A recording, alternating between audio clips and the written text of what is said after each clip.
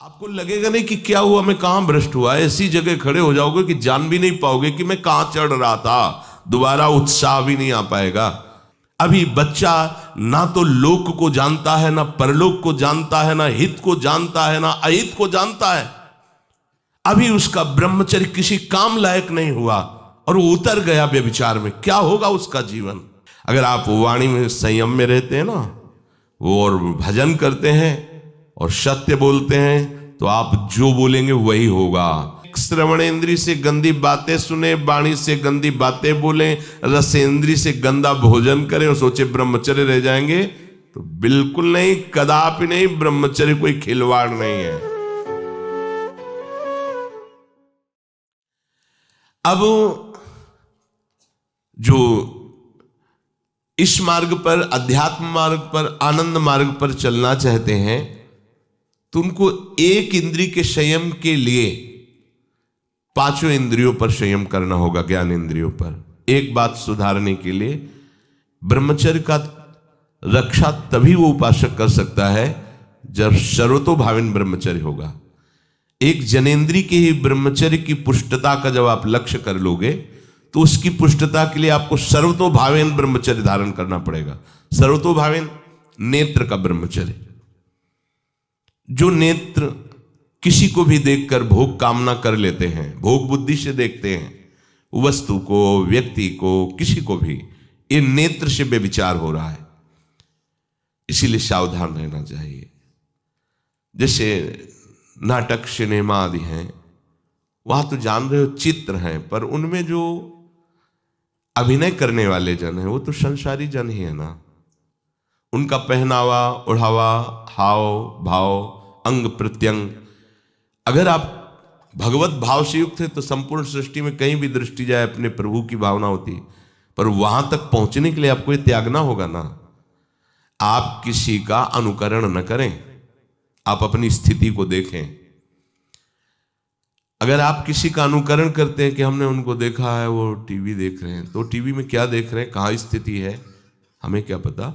हमको जहां पहुंचना है उसके लिए हमारे लिए बाधक है, हमें नहीं देखना है। अगर आप माना कि कोई नाटक ही देख रहे हैं, कोई ऐसे सीरियल ही देख रहे हैं, पर उसमें अभिनय करने वाले तो संसारी भोगी पुरुष ही है ना। आप कोई त्यागी जितेंद्री महात्मा को थोड़ी देख रहे हैं।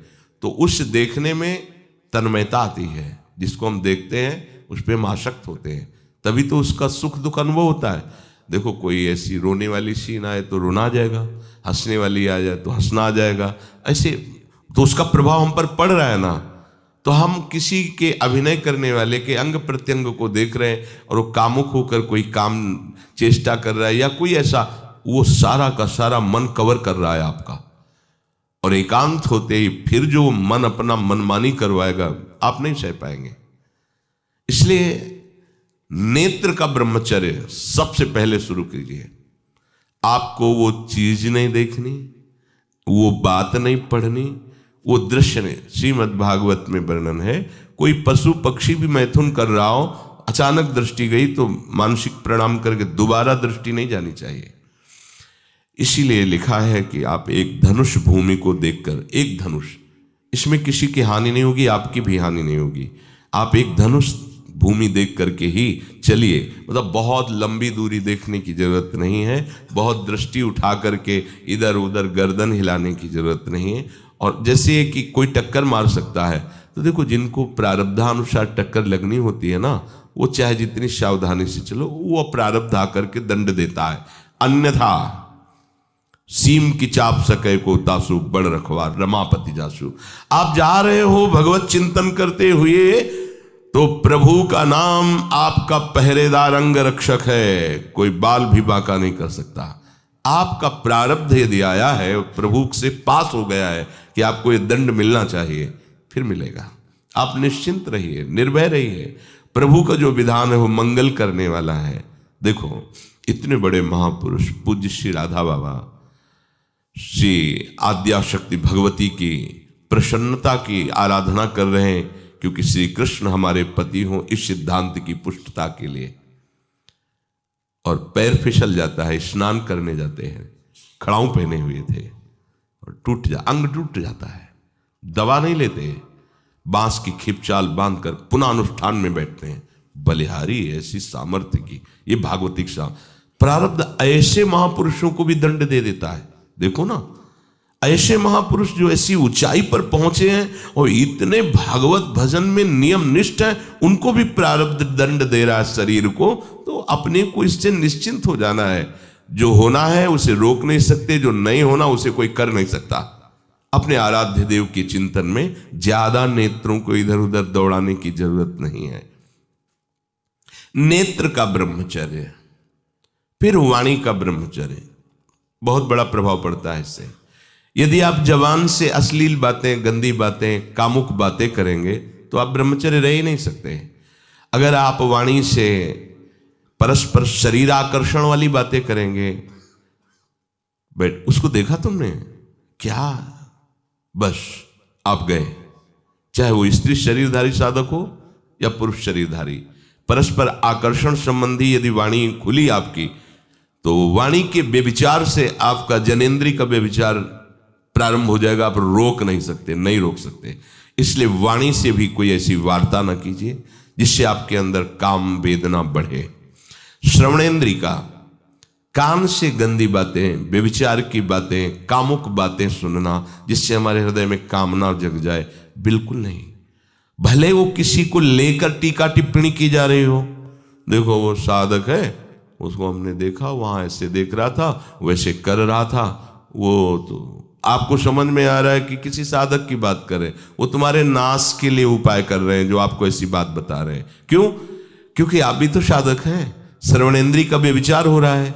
आराध्य देव के सिवा और कोई बात कान से सुनना उसे व्यभिचार कहते हैं। इसलिए महाप्रभु कहते श्रवण फूटो जो अन सुनो। ऐसा हमारा अगर कान कुछ और सुने तो फूट जाए, नेत्र कुछ और देखें तो ये नेत्र नष्ट हो जाए, वाणी कुछ और बोले तो मुख हो जाए। हमारी श्रवणेंद्री का व्यभिचार नहीं होना चाहिए। धर्म की बात, अपने आराध्य देव की बात, शास्त्र सम्मत बात हम श्रवण करें। अन्यथा अगर कोई ऐसा मित्र है या हमारा साथ में रहने वाला है, कोई किसी भी साधक की को लेकर बात कर रहा है, तो भी हमें कान में उंगली डाले नहीं। हम कोई ईश्वर थोड़ी कि हम किसी को संभाल लेंगे, हम अपने को नहीं संभाल पा रहे। हमारे सामने किसी की बात मत करो, ऐसी करना है तो प्रभु की चर्चा करो, अन्यथा मत करो। तो अगर आप श्रवणेंद्री का ब्रह्मचर्य, वाकेंद्री का ब्रह्मचर्य, नेत्रेंद्री का ब्रह्मचर्य और त्वगेंद्री का ब्रह्मचर्य, अनावश्यक किसी को स्पर्श मत करो। परस्पर विरोधी शरीर को तो भूल कर मत करो। विरोधी शरीर जिससे हमारा पुरुष शरीर है, सामने स्त्री शरीर है, तो किसी भी तरह से सेवा के लिए संकेत करना या किसी भी सेवा के लेन देन में बचाव पक्ष में रहो। यहां रख दीजिए सामान, फिर आप उठा लीजिए। सीधे हाथ में सामान लेना नहीं, सीधे हाथ में सामान देना नहीं, जमीन में रख दीजिए। बहुत पवित्र है तो आप कुर्सी पे जो भी आसन उसका हाथ में लेने का नहीं।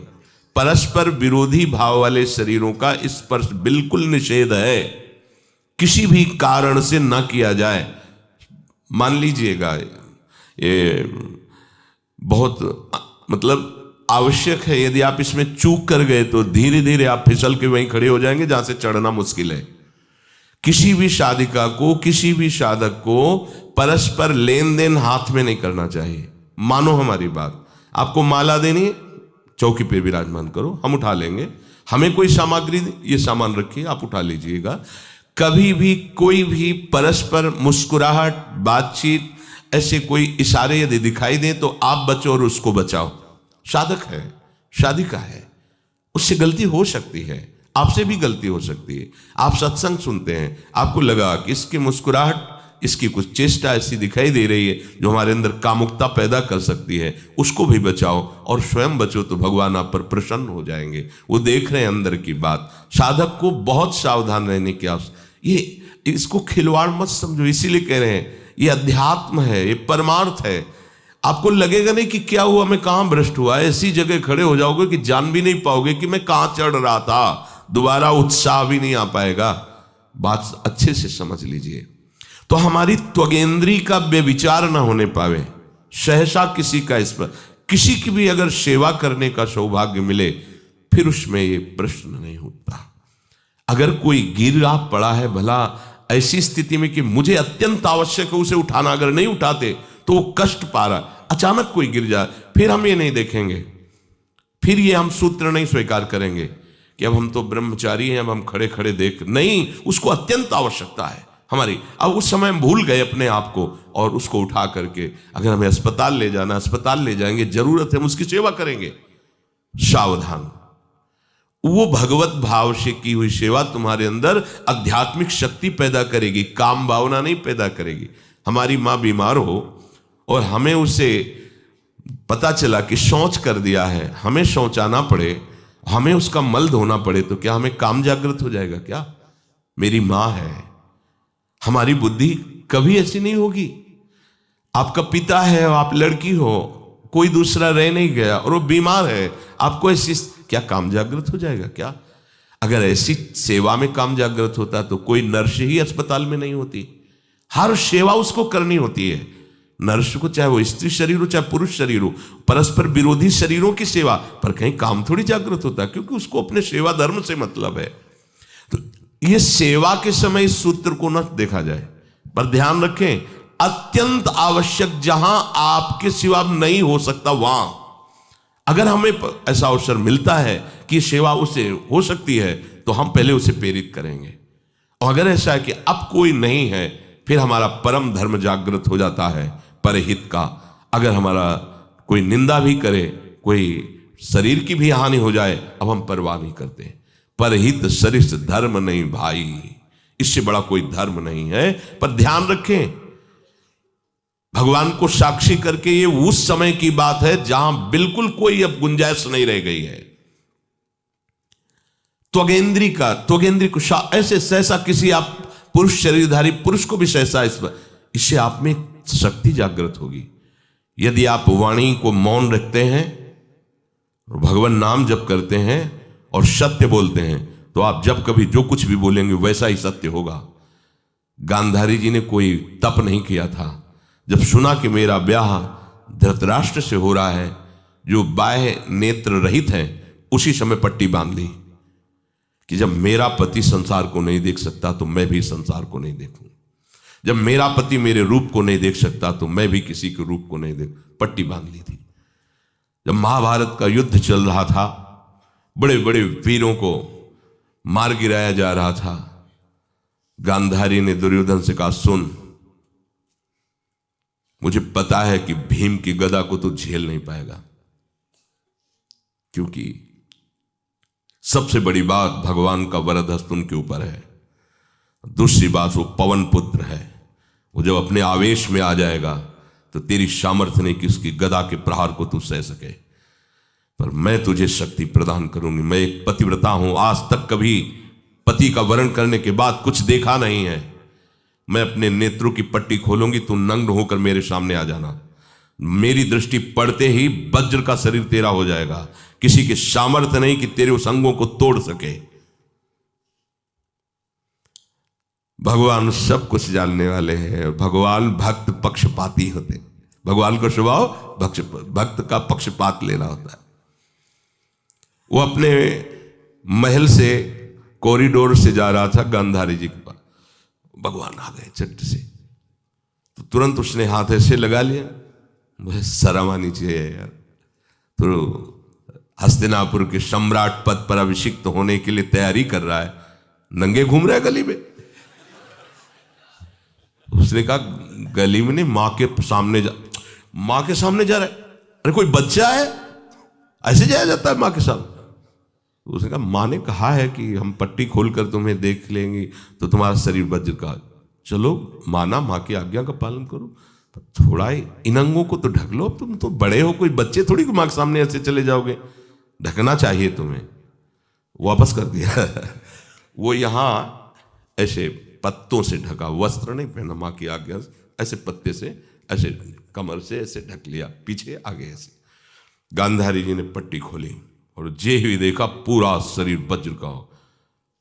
तो ये क्या किया तूने, कमर में क्यों बांध लिया?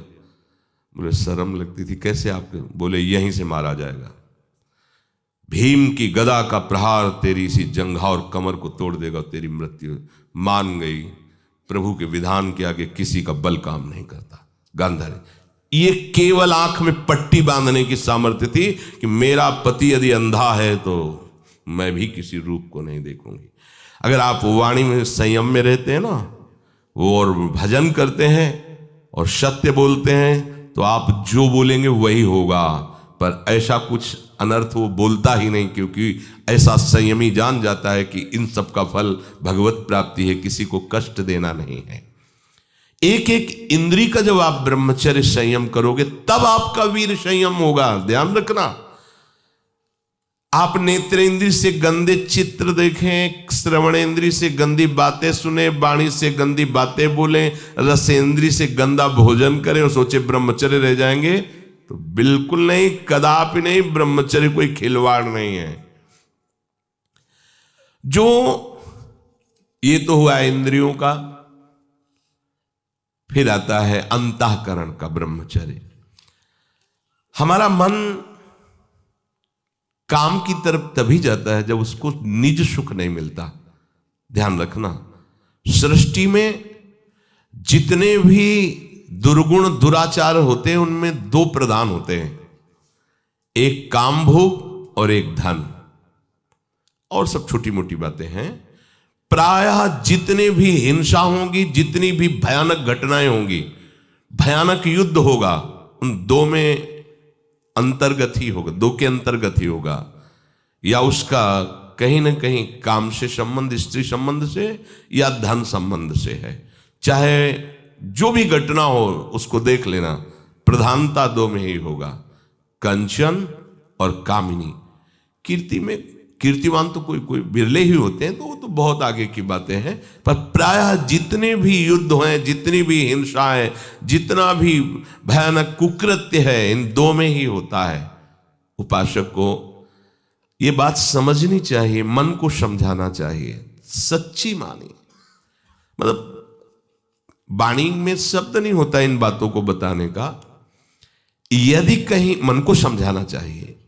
देखो, अपने लोग उपासक हैं, हम जहां जहां आसक्त हो रहे हैं उसमें हमारे मन का केवल भ्रम है। शरीर के द्वारों में कहीं सुख है, घृणित द्वारों में कहीं सुख है। अगर सुख होता तो इनके भोगने के बाद हृदय कह देता कि अब कछुनाथ न चाहिए मोरे, शांत हो जाता। फिर ऐसा क्यों होता है कि उसको एक जगह तृप्ति नहीं होती, क्योंकि वहां सुख है नहीं। फिर सोचता है शायद उसमें हो, उसमें हो, उसमें हो। पूरे के पूरे युग के युग व्यतीत हो गए, कल्प के कल्प व्यतीत हो गए भोगते हुए, क्या सुख मिला? क्या स्त्री शरीर सोचता है पुरुष शरीर में सुख है, पुरुष शरीर सोचता है स्त्री शरीर में सुख है, या आदि आदि। अगर सुख होता तो पूरे ब्रह्मांड में पशु पक्षी कीड़ा मकोड़ा सब मैथुन धर्म से युक्त हैं, ये सब सुखी हो जाते हैं ना। जो जितना भोगा सकते उतना ही दुखी। देख लो, अशांत, क्लिष्ट, परेशान और पापाचरण युक्त, ये क्या है? मन को समझाइए। वैरागी भगवत मार्ग का पथिक मन के द्वारा ऑपरेशन करता है हर वस्तु का। ये सब,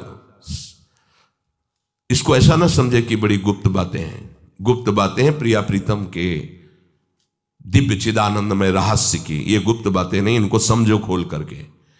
यदि आप किसी भी तरह से हस्तमैथुन आदि के द्वारा, गंदे दृश्य देख करके, गंदी क्रियाओं के द्वारा आप अपना नाश करते रहेंगे, तो ना आप इस लोक में सुखी रहेंगे ना परलोक में। मान लीजिएगा, ये बातें ना तो कही जाती हैं और ना सुनी जाती हैं और ना समझी जाती हैं। इसीलिए हमारा बहुत ही आगे की पीढ़ी जो सनातन धर्मावलंबी, जो भागवत, हर देश से महान भारत देश को क्यों कहा गया? ऐसा भी है कि अन्य देश स्वीकार किया जाता है कि वो हमसे धनी है, स्वीकार किया जाता है कि वैज्ञानिक तत्वों में भी वो हमसे आगे हैं, पर भारत को महान धर्मशाली देश कहा गया है। कोई भी किसी भी देश का धर्मगुरु हो हमारे देश में आएगा और हमारी ऋषियों के सूत्रों से ही अपने धर्म को पुष्ट करेगा। सांप का मूल जड़ भारत धर्म का है। कहीं भी हो, कहीं भी देख लो, चाहे जिस देश का नाम लो, कहीं ना कहीं किसी भारत के ब्रह्म ऋषि की छाप लेकर के डोल रहा है। भारत भोग प्रधान देश नहीं है, भारत धर्म प्रधान देश है। यहाँ धर्म गुरुओं के द्वारा धर्म स्थापना करके चलाया जाता है। यहाँ आज जो हम समझ रहे हैं कि बाहरी परिपाटी हमारे भारत में आ जाए तो भारत आधुनिक और सर्वश्रेष्ठ देश माना जाएगा, कभी नहीं। भारत अपनी परिपाटी से चलता है, तब सब देशों के ऊपर राज्य करता है। किसी भी देश में न पतिव्रता मिलेगी न यति मिलेगा, ब्रह्मचर्य का कहीं नामो निशान नहीं मिलेगा, ये भारत देश में ही मिलेगा। यहाँ ब्रह्मचारी मिलेंगे, यहाँ सती मिलेंगे, यहाँ प्राणपण से धर्म का पालन करने वाले मिलेंगे। अब हमारे जो नई पीढ़ी है वो आधुनिकता को स्वीकार कर रही। गर्लफ्रेंड बॉयफ्रेंड कौन सा रिलेशन है, लिव इन रिलेशन, ये हमारे कहीं किसी भी धर्म ग्रंथ में लिखा हो तो आप बता दीजिए। बाल्यावस्था से आज तक जितने भी धर्म ग्रंथों का स्वाध्याय हुआ कहीं भी लिखा हो तो ये बोलो सर्वनाश का स्वरूप है कि नहीं है। अभी बच्चा ना तो लोक को जानता है, ना परलोक को जानता है, ना हित को जानता है, ना अहित को जानता है। अभी उसका ब्रह्मचर्य किसी काम लायक नहीं हुआ और वो उतर गया व्यभिचार में। क्या होगा उसका जीवन, क्या होगा जीवन, चाहे वो स्त्री स्वरूप में चाहे पुरुष स्वरूप में हो। क्या बिना संयम के ये पशुता के व्यवहार से किसी की ना लौकिक उन्नति होती है ना परमार्थिक उन्नति होती है। पर कौन सुनेगा, यही कहा जाएगा पुराने जमाने के शास्त्रों को केवल वर्णन कर रहे हैं, ये क्या जाने आधुनिक जमाने को। तो आधुनिक जमाने की दशा क्या हो रही है, आंख खोल करके देखो। कोई बात नहीं, दोस्त बनाना कोई बुरी बात नहीं, इस बात को हम मानते हैं। स्त्री शरीरधारी पुरुष शरीर को मित्र बना सकता है, कोई दोष नहीं। पुरुष शरीरधारी स्त्री को मित्र बना सकता है, कोई दोष नहीं। लेकिन मित्र का क्या कर्तव्य होता है, कुपंथ निवार सुपंथ चलावा, कुमार्ग से हटा करके सुपंथ में चलाना, उसकी समस्याओं को दूर करके उसको आनंद में से युक्त करना, उसको सहयोग करना, ना कि शोषण करना।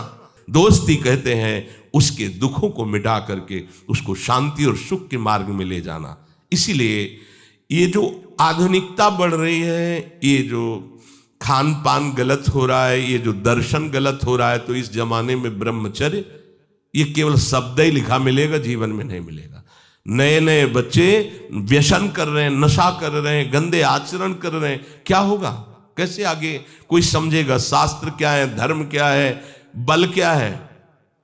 आज नवयुवक 16 से 28 के बीच में कोई ऐसा नहीं दिखाई देता है जिसमें आध्यात्मिक थोड़ा भी बल हो, काम क्रोध आदि सहने की सामर्थ्य हो। अपने बूढ़े माता पिता को थप्पड़ मार रहे हैं, बूढ़े माता पिता को गाली दे रहे हैं, बूढ़े माता पिता जिन्होंने खवा पिला के इतना बड़ा, उन्हें अनाथालय भिजवाया जा रहा है, उनको छोड़ दिया जा रहा है। आप विदेश घूम रहे हैं, उनके खाने की व्यवस्था घर में नहीं। क्या है ये, आज आधुनिक विद्या का ये प्रभाव है।